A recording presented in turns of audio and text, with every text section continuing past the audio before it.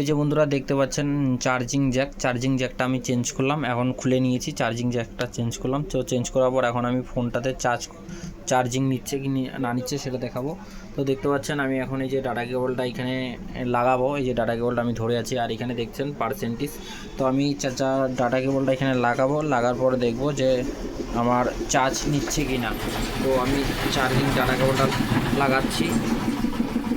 তো দেখতে পাচ্ছেন আমি ডাটা কেবলটা যেমনি লাগালাম 0.7 আমার এটা চার্জ হচ্ছে, ফোনটা দেখতে পাবেন এখানে।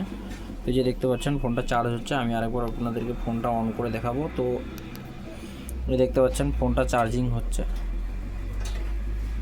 ঠিক আছে। তো চার্জিং জ্যাকটা আমি চেঞ্জ করলাম, এই যে দেখতে পাচ্ছেন চার্জিং জ্যাক চেঞ্জ হয়ে গেছে।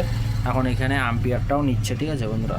তো এখানে যে অ্যাম্পিয়ারটা নেওয়ার কথা সেই অ্যাম্পিয়ারটা নিচ্ছে, আপনারা দেখতে পাচ্ছেন। তো আমাদের এখন 100% চার্জ হয়ে যাচ্ছে, ঠিক আছে। আপনারা যদি ফোনে নোটিশ করেন তো ফোনে আপনাদেরকে দেখাবো।